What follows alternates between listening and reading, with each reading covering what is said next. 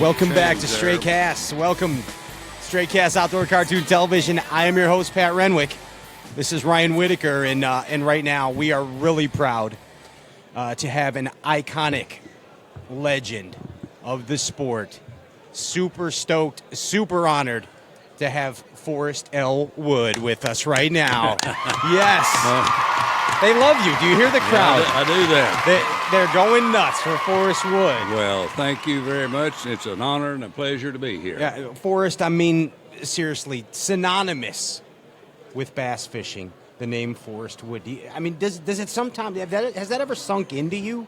Well, I've been at it a long time. We've been building boats 50 years. I know, one at a time. And I was a fishing guide about 13 years before that, so I've paid my dues in the fishing world, I guess. But that is for sure. It's been amazing to see how the sport of bass fishing and tournament fishing has grown in that period of time there. I mean, who would have thunk? Who would have thunk? Would have gone to where it was? Nobody would have, because our society's changed in that period of time. Sure. 50 years ago, if you said something about a pro fisherman, people would laugh at you. Yeah. There wasn't any such like, thing. are you as kidding pro me? fishing. You're a shrimp boat captain. Yeah. Yeah, right. But just happened to be the right people, the right place, the right time, and a lot of them to make it work. And it's been my pleasure, my thrill to be a part of that. And the growth is the efforts of a whole lot of people, a lot of unsung heroes in the background. Sure. Some of us were stepped out front. Some of us wore a big hat and encouraged it and so forth. And then we were in a position to help young people get involved in the sport, furnish them a boat to use and that sort of thing. And then we sponsored fishing tournaments, and it takes that, too. And, of course, today we've got all the high school and the collegiate fishing tournaments going on, and we're where we've been trying to get for all these years. It's amazing that it has grown to this, and there's guys out there today fishing in this derby, the Forrest Wood Cup, for $300,000 for us. Absolutely. Nuts. That's absolutely nuts if you think about it. Yeah. And there's an opportunity for several people to make a living fishing. It's great. Yeah. A bunch of knuckleheads like us can do it on an internet show. I mean, that's what it comes down to. I hadn't thought of it that way, but there's a lot of side benefits. There's all kinds of I mean, we interview the nation's best bass pros and personalities every week. It's amazing, Forrest. This is an example of technology. It is. We're now live on the internet by guys clicking a button, hooking up some microphones, and boom, there we are.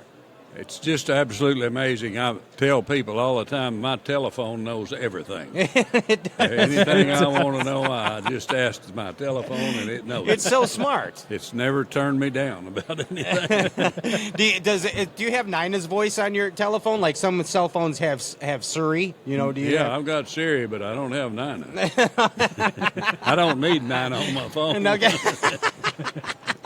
That is awesome. Let's go way back, man, to like the first Ranger boat. I mean, it's before my time, but just seeing pictures of that first Ranger, man. Well, tell me about the old bathtub. Yeah, tell me about like what's the idea behind this? You changed history. Well, it just happened to be the time, I guess, and I was a guide then. Nina and I operated float trips on White River.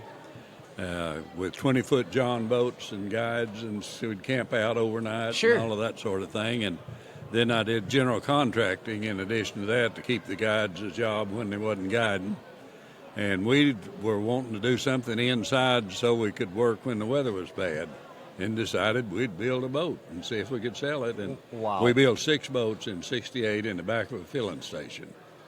And then in '69 we moved to a closed-up nightclub that was built when it was building Bull Shoals Dam, and built 600 that year. Wow. And next year we built 1,200, and then the next year it burned down, and I don't know how many we built that year, but it wasn't easy. But with the same good people that I did general contracting with, they could just build about anything. Some of those people that bring their lunch and stay all day. Now, Forrest, what was the first the first boat you built, was that one specifically a bass fishing boat, or was that just a general Well, fishing no, boat? it was just a boat that had 3 seats in it and a console for a steering wheel and a trolling motor on the front. Is that any of those 6 boats still around? Well, the last I knew, there's one in Indiana, and I never did get it bought back. Okay. I don't get, well, who knows where they are. Tell me a story about a guy named Jerry McInnes. Jerry McInnes, that name's familiar. It rings a bell, doesn't it? Yes, it does. He's a dear friend, been friends a long time.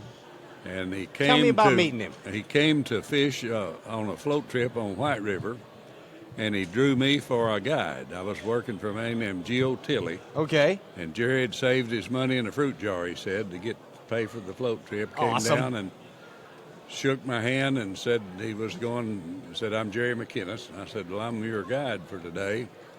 And we had such a good time that day and kind of made a bond that I invited him home to dinner that night with Awesome. my wife, Nina, and never did that very many times, if ever, any other time. But there was just something about Jerry McInnes that... Something special. Something special. You know, we make a few friends in life that we don't have to see every day or every month or every year, but they're still friends, and we still connect with them, and Jerry's one of those. And just through these years, we've done a lot of things. We've been a lot of places and helped him make, or I don't guess I helped him make film, but I was on his TV show and so forth, from Alaska to South America. And he just one of those good guys that have been a friend all of these years and still is. And he said when he was on our show, and I think it's amazing how you just brought it up about inviting him home for dinner, but he said, Pat, everything in life happens for a reason. There are no coincidences. That may be true. And that's a perfect example of it right there. You guys kindled a friendship at that moment with a guide trip. Yep. He saved up money in a fruit jar. Yeah, well, that's what he said. I didn't see his fruit jar. But he had enough money to pay the man. Right. How often you hit the water these days, Forrest? Oh, not much anymore. No? Nina, my wife likes to fish better than anybody I ever saw, but we just don't take time to do it much. And then we've got so that we get tired in the daytime, and when we could go in the evening, we want to sit down on the back porch. There you go. Rest a little bit. Are you still in Flippin'? Or are you Flipping, yeah. Okay. We live in the same house. We've lived about 60 years. Okay, gotcha. We just had a room every 10 years. Okay. That is awesome. But we're still the same place. In fact, my family came here in 1821, I guess. Wow. In Marion County. And hers soon thereafter, I don't know when. But we're about as native hillbilly as you could be. And it's amazing, though. Think about this. This is something that can only happen in this great country that we live in. Absolutely. I mean, you start a boat business years and years and years ago, building 6 boats, and now I would find it safe to say that the word Ranger boat is synonymous with bass boat. I think Absolutely. Yeah. I mean, people think bass boat, they think Ranger. They do. Plain and simple. Yeah, I don't. I mean, I'll drive my boat somewhere, and somebody says, you got a Ranger. And I don't have a Ranger, but they see a bass boat, and they say, you got a Ranger bass boat. It's like people think that all soda is a Coke. You know, it's the same thing. Yeah. Or a Harley Davidson motorcycle. Is that a Harley? Yeah. Exactly. Yeah. I mean, but you mentioned something that's important, I think, a while ago. How many countries in the world is this opportunity available in to do what we've done? Right here. This is the only one. Right here. We need to take care of this country. I agree 100%. Absolutely. 100%. It's such a thrill to live in a place where you have an opportunity to pursue a dream. No guarantee that you'll achieve it, but you have an opportunity to pursue it. And that's what we did, actually. It's America. Yeah. That's America. That's it right here. Hey, yeah, I know that this is a tough question because you probably don't want to answer it, but who's your favorite fisherman on the tour right now? Oh, I really don't know all of. Just give me one. Come on. Who's your favorite right now? Well, I'd have to think a little bit. Scott Martin is one that comes up to me right away. Yeah. He's an awful nice fella. He sure is. The night our plant burned, his dad was eating dinner at our house, Oh, really? Yeah. Roland Morgan. Roland Martin. Yeah. Martin, yeah. Billy Dance calls him Roland Morgan. Bill who? Yeah.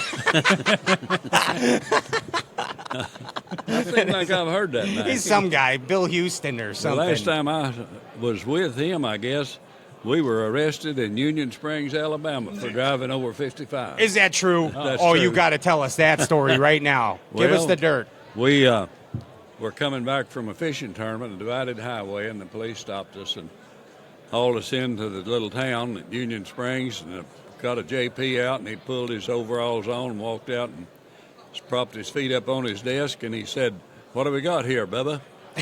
The arresting officer's name was Bubba, so help me. And I was kind of in a hurry to get on home, and I mentioned that we had a long ways to go, and Bill's always thought that awful funny. Bill's another one of those good guys. Yeah, You know, Bill Dance and Forrest Wood getting arrested together. That is a story. Right, Dan? Yeah. That is amazing right there. Yeah. You still got a Ranger boat in the garage? Oh, yeah. How many? Well, we've got my wife and I have a sporting gallery, we call it. We've got Okay. a couple in there. So through the years. Yeah, is it like a well, little museum? No, it is, but there are only two boats in it. One is one that First and Jerry McInnes ever had, Really? and he let a friend guide out of it, and the friend died, and he brought the boat back, and we redid it, put new carpet in it, and so forth, and it's there. Okay. We early 70s, maybe a 69. Was it that brown and gold one? I don't remember what color it is, Okay. really. And then the 20th year, while the Ranger people made a current model for 99, it's in the museum there. Awesome. That's insane. The Right hot there. But there's just a lot of old stuff from the fishing world that we have Sure. there. We call it a museum, we call it sporting gallery, but there's just a lot of old stuff there. A lot of the fishermen sent Nina tackle lures they had autographed, and she's got them all in a Awesome. big, so forth. You got any old Bagleys in there? Oh, yeah. Yeah, I've got one tackle box that's got some brand new Big O's in it. Really? Too. And that one of those hip roof tackle boxes. You Sure, the remember old them? possum belly.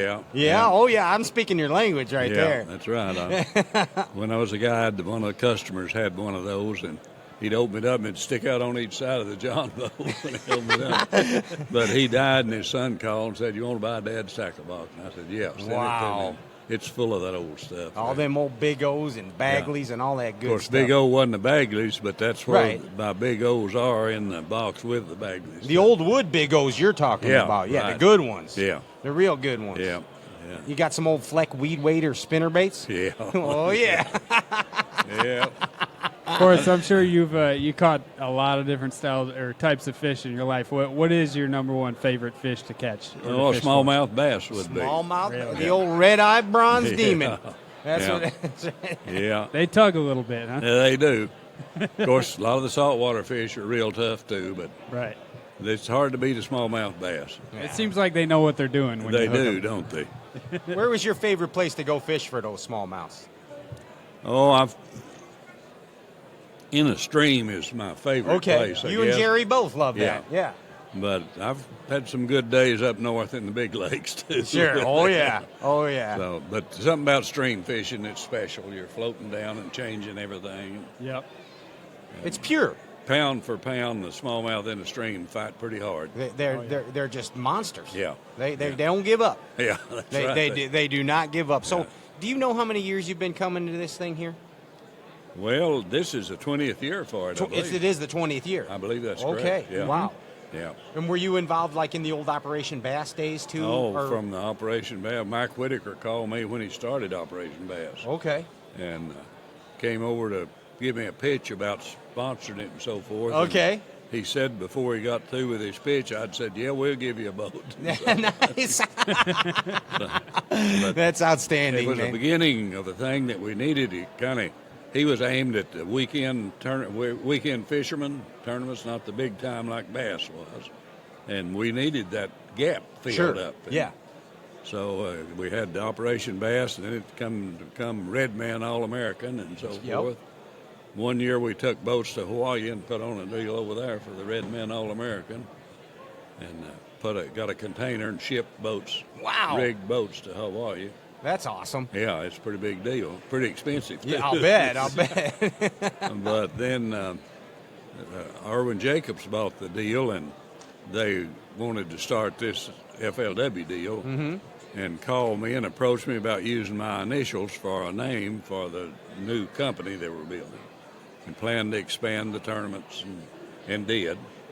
And Nina and I thought that over, and we knew Kathy Fennell and Charlie Evans, and we knew a bunch of the people that operated Bass, and decided it'd be worth taking a chance on. And Nina said, if it turns out good, we'll call it FLW. If it turns out bad, we'll say it means fish love water.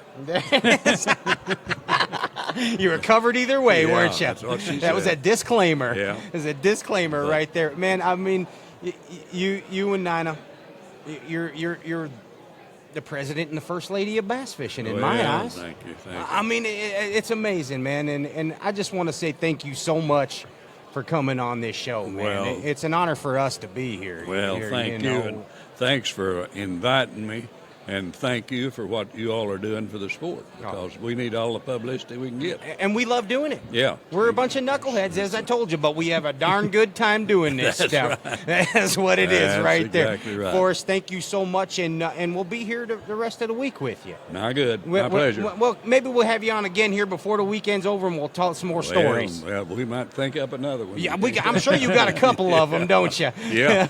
We may have to, after talking about Jerry McInnes and Bill Dance, we may have to tell their stories again. Yeah, and we got to talk a little And about Jimmy Houston's here, yeah, you know. and Yeah. Roland. Jimmy was Yeah. just here. He told us he used to wear bell bottoms in your Ranger Yeah. boats, and he had stars and stripes down them. Yeah. And then he told us a squirrel, a bass put an acorn on an end of a tree and ate a squirrel. Should I believe any of this or no? Well, I'd verify it with Chris Okay. Houston before I did.